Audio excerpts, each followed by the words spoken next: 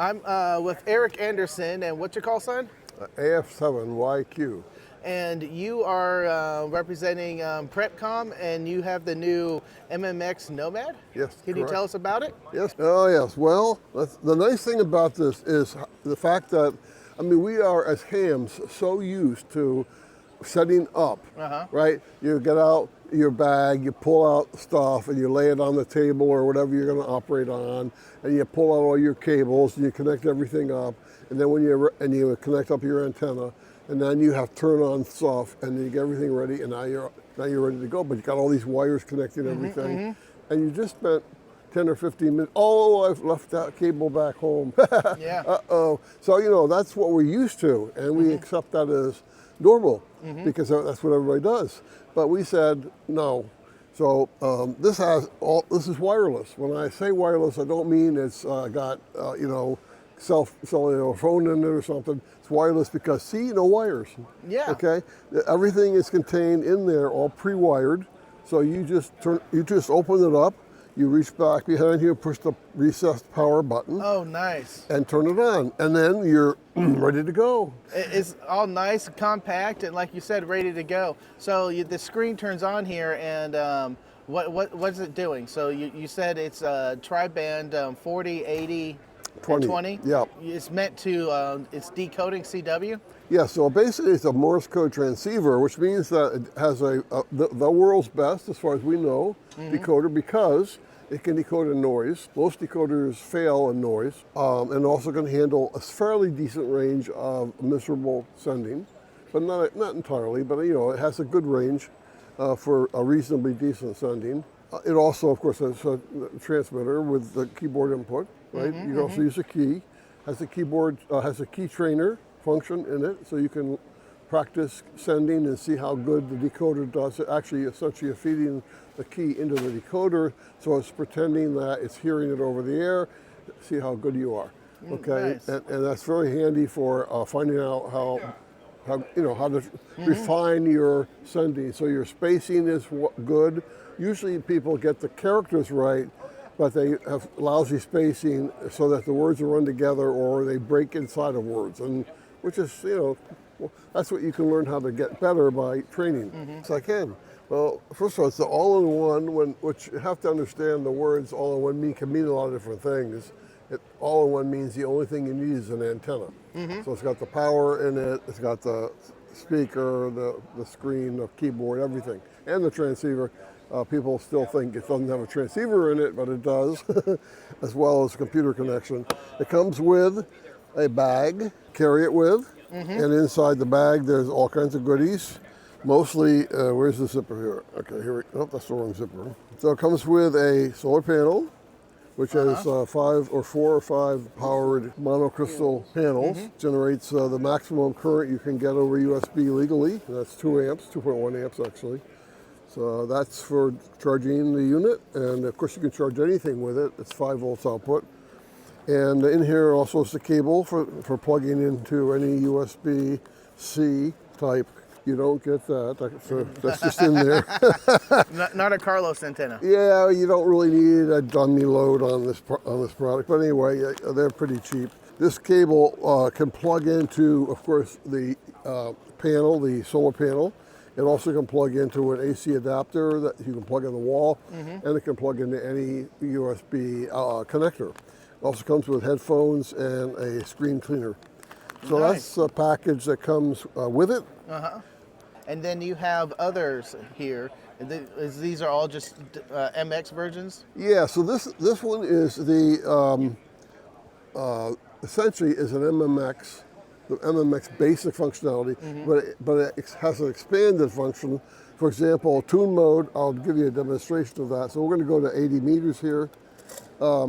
And I'm going to go to tune mode. And tune mode is a low power mode, and it has a built-in SWR bridge. So we go to shift T, and you see most of the power is coming back. This is return to power. Why is that? Because there's no antenna. So what you then do is you tune your antenna to minimize that down as low as you can get it. That's nice. Okay. that's one of the advantages. The other advantage is we have, you see M there, that stands for medium power. That's what this normally operates in, medium power. And what's medium power? How many watts? Well, that's 3 watts out on 40 watts. meters. And then if you do shift H, you go to high power, and now it's 5 watts. 5 watts. Now, of course, really, we're playing with silly numbers because on an S meter you can't see the difference. But people like the numbers, right? So 5 watts sounds more impressive than 3 watts. Okay, so that's what that does. And then, of course, you have the battery monitor. As a full battery monitoring system or management system, BMS, for in a 4S configuration. So you can't overcharge it, you can't undercharge it. If you get down to an empty, where the battery is empty, it'll still run until the battery gets down to its minimum voltage and it'll shut off. And then when you plug it in to charge it, the charge light blinks until it's full, and then it comes on. Nice. You unplug it. So that's one of the unique things. None of these have batteries built in. We offer battery banks of various kinds, but not built in. Okay. Has a speaker built in as well, which is very nice. Nice. So essentially, it sends and receives Morse, and it has a lot of built-in automatic functions. So, for example, we're the only station that picks up the other station's call sign. When you get it, you go into the main menu, and you select local station setup, and you put in all your information like your call sign, your handle, your location, etc., and also your license level so that it knows where you shouldn't be transmitting. Okay, and now if you call somebody like this, you hit the call button, and then you tell it, answer this question, what speed you want to go. I'm going to use the default of 20. Okay.